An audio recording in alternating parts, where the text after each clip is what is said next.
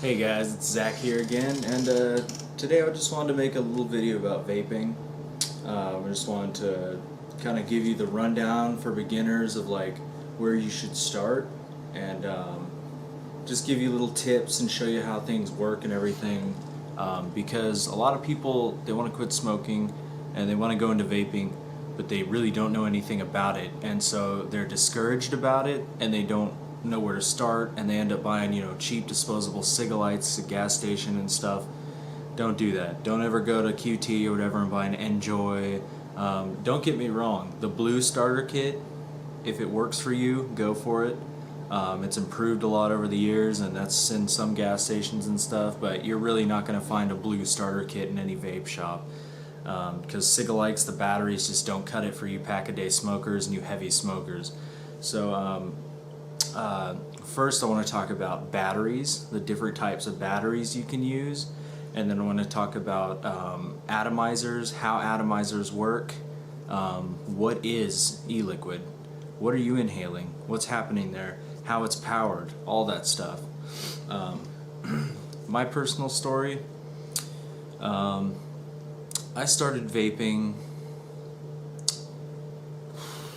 about 3 or 4 years ago. I found the Blue and the Pro Smoke. Those were the two first big, I guess there was also Green Smoke and other things. Those were the few selections of just bigger cig-a-like intro devices that came out on the market that were really popular. And I'd have to say it's come a long way since then. I was pretty discouraged, and I actually quit vaping after a while because I thought it was just too much hassle. The batteries would die and all that stuff. So I stopped for a while. I started smoking again. I started smoking heavily, about a pack a day, for a couple of years, and then I was like, you know what? I could save a lot of money if I stopped smoking, and I decided to give a look. I haven't checked in on vaping in a while, and just when I happened to look up vaping again, I realized, holy cow, a lot has changed in a couple of years.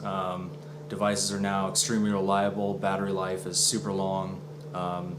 They're building mods around high capacity batteries and higher mAh batteries that put out longer duration of vape time. And so I looked into it and I was like, all right, this is cool. And there was all these new devices. So first thing I started with that I had used before was a variable voltage battery, and I was like, oh wow, I can change the power on it, and that literally made me kick smoking, and I've just gone from there. So it's been since about December of last year, 2013. It is now May. Yeah, it's sorry. It is now May 2014. It's the 23rd, I believe. Sorry if I upload this video a little late, but that's how long I've been cigarette free because of this. So I want to go ahead and show you some of the batteries, and just kind of give you a rundown on how everything works, so you know what to look for and what works for you. Okay, so the first thing I'm going to talk about is your ego batteries, and mine's actually down there charging. It's not ready yet, but it's got a charge, so I'll show you.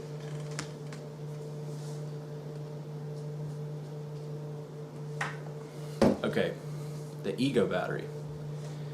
It's got a basic little 510 connection on there, and it's got a little clicky button right here. It looks like kind of like a pen. They come in all kinds of, they got 650 mAh, milliamp hour, 1000, and I don't know if this is 1000 or higher, but yeah, it's got a little clicky button that lights up most of the time. And yeah, they just look like a little tube like this. You click it 5 times, it blinks, now it's off. It will not fire. It's threaded on the inside for 510 connection, and it's threaded on the outside too for those tanks and stuff that are, for those cartomizers, clearomizers that are ego threaded. This is an ego style battery. They screw in right over those threads. Now this one actually spins on the bottom, and it changes from 3.2 volts all the way up to 4.8 volts, and that lets you manually adjust the power.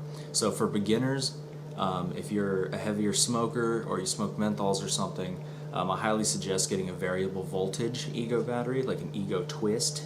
If you mention that in any vape shop, they'll know what you're talking about and they'll send you in the right direction, or a spinner. And you can adjust the power by twisting the bottom piece. Okay, so that's your Ego style battery. Oh, I turned it off. Probably help if I turned it back on. Click it 5 more times and it turns back on, and I'll give you a demo vape on this. Now this is just your regular 510 dripper. You just screw it in. Now they have pre-filled cartridges you can get if you don't want to go through the hassle of like dripping into something or filling a tank, but honestly you want to buy like a tank or something. I'll screw onto this. And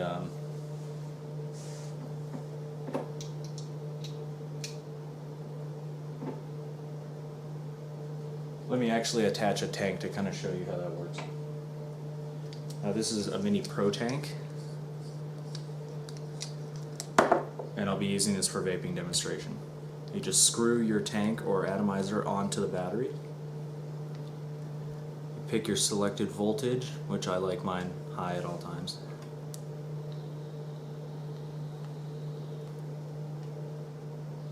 And then what you want to do with these is you want to take slow, if the airflow is tight, you want to take slow mouth draws on it.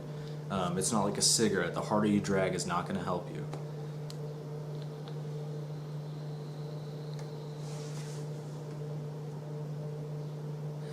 There you go. So that's your Ego style battery. What next? Okay. If you want to take a step up from there, there are different power changeable devices. You can get something that you can change the power on that has a bigger battery, is going to last longer, and also keeps track of how many puffs you've taken. You can also not only manually change the power through voltage, you can change the power through wattage as well. If you haven't looked into Ohm's law, I suggest you Google it. It's a simple equation, and it'll kind of give you, if you look up how to figure out watts and resistances and all that stuff. This is the iTaste MVP. It's like a box. It's got a little button on the side. Click it 3 times, turns off. See, it's not firing. That little green light's not coming up. Click it 3 more times and it turns on. There you go. Now if you press it, it glows green. That's it firing. It's got the same threading for tanks and stuff as the Ego style battery.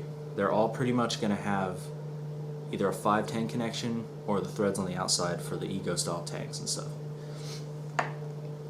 Now this one has a little screen. If you press both buttons, it says NON or none because there's no atomizer on it. And this is just kind of a beefier version of the Ego. It holds a charge a lot longer, and this is definitely a good upgrade for someone, even a beginner. You know, you can use this, but you want to read the instructions, because for setting the watts and the volts, it's really simple. All you do is P for power or watts. You just hold the button, and right now it's on 9.5, and you press it on, and it cycles up by 0.5 from 6 all the way up to 11, and you let it disappear, and now it's running on wattage mode, 11 watts, so it's going to adjust the volts based on your atomizer. I'll put my Pro Tank on here and demonstrate this as well. And all this stuff is really not that expensive. It's actually pretty fair priced compared to how much you're going to save for smoking and how a 30 ml bottle of juice is going to last you.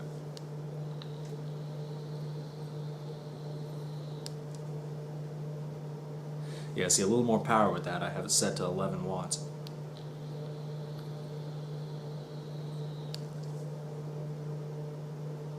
Ha, yeah. Join the No Face Club. Alright. So after that, before I go into these two other types of devices, I'm going to run you through how the e-cigarette works. Okay? So you got your battery. These batteries are designed to discharge power at a certain rate.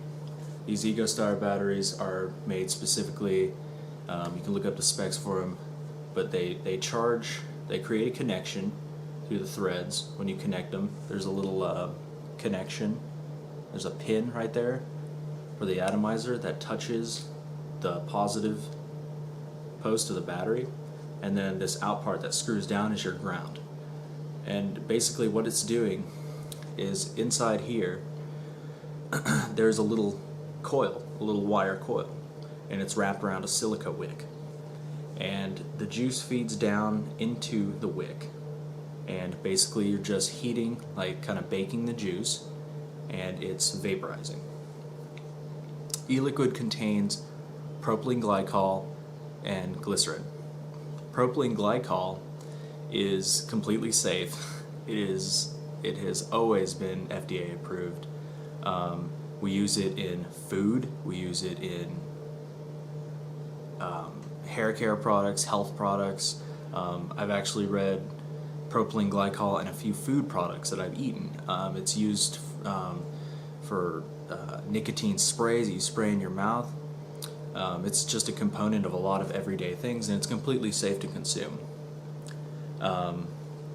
Glycerin, it's a little thicker, and it's actually an option for people who are sensitive to either one. You can get different juice solutions, like more PG or more VG, and you can basically do what's comfortable for you. Glycerin is going to be a little thicker. Most juice brands blend it, and they have their own blend of juices. Blend of either propylene glycol or vegetable glycerin, which is PG or VG. They usually blend it together to make a juice. Juices that are higher in VG come out a little thicker, and they produce a thicker vapor. Although there's less throat hit and there's a little bit muted flavor. PG, propylene glycol, the juice is going to be a little runnier. There's going to be more flavor, but not quite as much vapor. So you got to kind of balance it out. That's why it's a blend of either 50-50 or you can pick 65-35. So yeah, that's a rundown of what a juice is composed of. Then food grade flavorings are added, and pharmaceutical grade nicotine or pure nicotine is mixed into it. Most of the juices nowadays you find are made here in the US. You can always ask about that, go shopping online for big vendors. Reputable vendors like Mount Baker Vapor, Koval Vapes, Vapor Chef. They're just listing a few. Bombies, he's a new smaller vendor that apparently has amazing juice. I have not tried it yet, but yeah, that's a rundown of what juice is and how it's vaporized. So juices come in a variety of flavors. If you don't like fruity flavors, there are plenty of tobacco flavors out there for you. And they also vary in nicotine strength. I think the lowest I've seen is 3 milligram, which is, yeah, that's the lowest, and then it goes from like 3 to 6 to 8 to 12 to 18. There might be some companies that have 16. We got 18 to 24 to like 24 is pretty high, to like 32, which is pretty. Wouldn't recommend that starting out. If you smoke multiple packs a day, then maybe go for the 24 or maybe 32. I don't know. I can't recommend that for you. I'd say start in the middle at about 18, 12 or 18, and go from there. Higher nicotine and higher PG to VG ratio, so if there's more PG, it's going to deliver more of a throat hit, and that's the sensation that you get when you inhale the vapor, kind of like when you smoke a cigarette, that throat hit you get.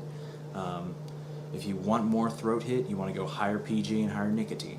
That'll deliver that for sure. Lower or almost no throat hit, go a lot more VG and maybe a little lower nicotine, although the VG itself will reduce the throat hit greatly. It also depends on which kind of device you're using, which I'm going to get into right now. Okay, so we have our little Ego style, and then we have the MVP. Now this is a regulated device, meaning it's got a little chip in here that controls the current. You set wattage and voltage, and it kind of throttles the flow of the juice with the chip, throttles the flow of the power, I'm sorry, with the chip, so that it creates a more safing vapor experience, and there's also limits to it. Okay, so this is another regulated device. This is the Joyetech Evic. Now, all regulated devices, variable wattage, variable voltage, they're all going to basically be little computer chips, and they're going to show you. They're going to put a control on the power of vaping, and you can adjust that. And there's also going to be limits. See, on this one, I can adjust it, the wattage up and down, and I can also change to voltage if I want to through the settings menu. This is a regulated device, and I highly recommend that any beginners or even intermediate vapors just stick with your regulated devices. And then we get to something else. This is a mechanical mod. Regulated mod, chip inside, mechanical mod.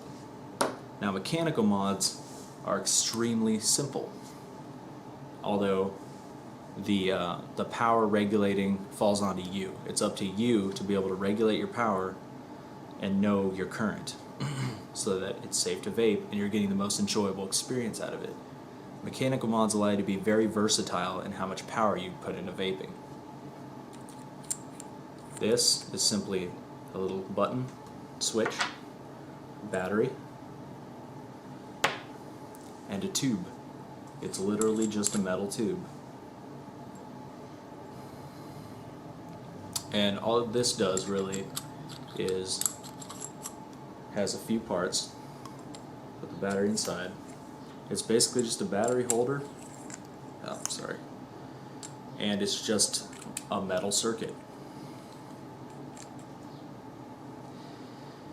And if you've ever taken like a 9-volt battery or a D battery, D cell when you were a kid, and maybe it's just me, I'm weird, but like put foil on both ends and feel it heat up, that's dangerous. That can short circuit the battery. But that's basically the kind of circuit that this is. This little button on bottom connects the negative post to the battery, which flows through the device into the positive post. There's a center pin with a positive post that connects to the positive, and when you connect it, all it does is fire that battery. So let me kind of demonstrate here. This is a Caravela clone. There are lots of clones out there, and there are a lot of authentics, and the only difference there is that a machinist, a company, put out a mechanical mod with precision work, and they're usually just top-notch quality with all their tolerances and stuff. The machining is excellent. Clones are basically sometimes and usually Chinese-made replicas of the same thing that are pretty much the same, except the quality is just a little bit lower. But if you want to spend a little bit less on a mod, definitely go with a clone. I mean, there's nothing wrong with clones. If you want to go all quality and you're completely dedicated to the hobby, go ahead and get some authentics. Now this mechanical mod has a 510 connection in it for atomizers, just like the other ones, except you'd have to get an adapter to use a tank like this because it doesn't have the outside threads that this one does to fit like the Ego style batteries. So usually you want to get like a either a tank that has just a straight up 510 connection like that, just a little nub, or a dripper like I have here.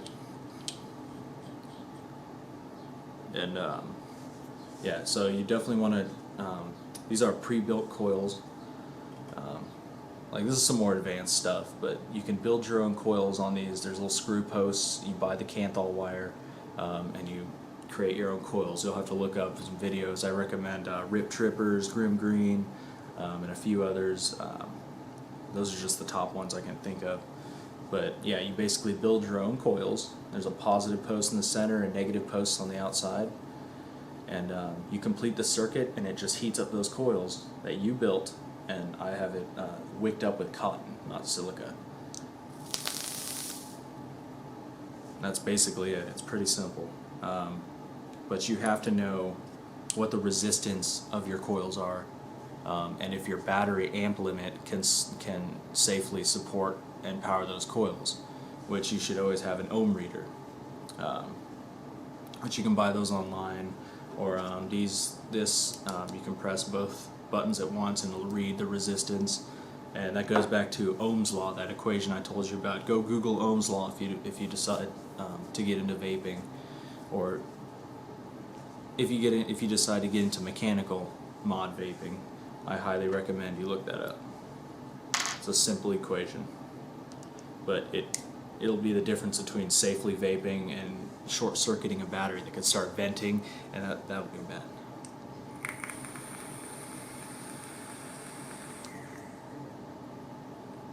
Yep, so there's sub-ohm vaping, and that's vaping below 1 ohms.